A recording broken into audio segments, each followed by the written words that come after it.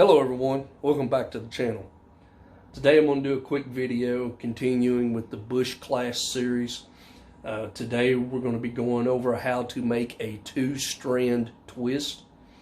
It is a process of twisting 2 pieces of cordage together to double the strength, make them stronger. There's a couple of ways to do this. One way, you can make it out of 1 piece of cordage. I'll show you what you would do on that. But when it comes to actually doing the process, I'm going to use 2 different strands. Each one's going to be a different color. That way you can kind of see what I'm doing. That makes it a whole lot easier. If you're going to do this, you can use 1 piece of cordage. Usually you take that piece of cordage, you'll need it twice as long as what you're trying to make. So if you're going to make a 10-foot piece, it'll need to be at least 20 foot long and maybe a little extra. But what you do is you take it, double it in half, and then you start out with your end like this if you're just doing 1 piece. And then somehow or the other, you take this and you twist them. And then what you get to doing, once you start twisting them, they start overlapping. As you can see here, twist them both the same direction. This is being contrary. And then what you do is you end up getting them twisted like that. And then once you do that, then you kind of somehow or the other hold that in your fingers, twist and cross, and then you keep going. And I'll get more into that. And then what you're doing is you're technically just twisting it just like that right there. And then you continue that till you get done. When you get to the other end, using paracord, you can melt them together, you can whip them a couple of different ways. I've actually seen people, when they get to the end, take the very end of it and square knot it just like that to hold the end of it. That way when they get done, if they want to, you can always untwist everything and go back and use it as a single strand. But let me get into this and I'll show you what we're doing. I'm going to try to get you moved around here a little bit where you can get a better look at what I'm doing. Get you turned around here. There we go. Alright, I'm going to be using 2 different pieces. I'm going to use them in this vise again, just because it frees up. I can use both hands and kind of get my hands out of the way so you can see what I'm doing. What you do is you take the 2 strands. You've got one on the left, one on the right. Your right strand, you twist it out, away from your left strand.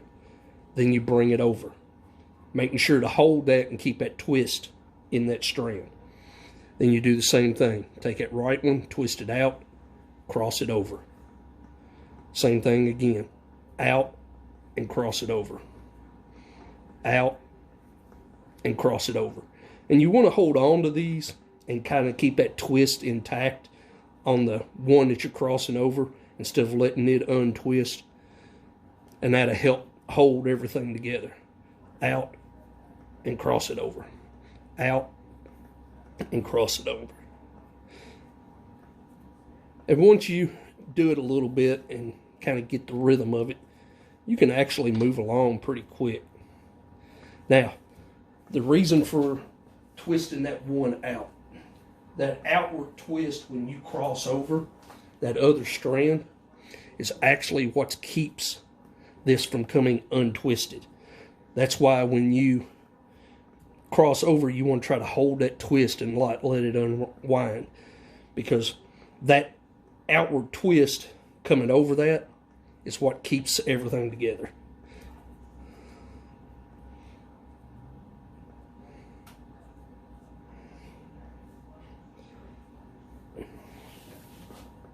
Then you keep your tails untangled, because they will get twisted up together, just like with doing a 3-strand braid.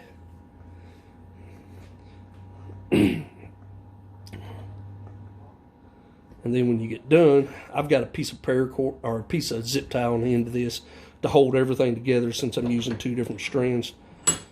But as you see, when you get done, it'll stay together. Even if I let go of it and just lay it there, whoop, like that, it'll still stay together. It won't untwist on you. And then what you've done is you've actually increased the strength by twisting those 2 together. Like I said, it's kind of a short, hang on here. There we go. Tripod's trying to fight with me. Sorry about that. It's kind of a short video, but it's quick. We're about halfway through the required objectives. Then I've got 5 electives that I've got to do on top of that. Looking at the electives, I've actually already done a couple of those. So I won't be doing videos on them because I've already covered them in previous videos. But I look forward to continuing this and sharing it with you. Hope you all found this interesting. Like, share, subscribe, and I'll get another video up here soon. Thank y'all.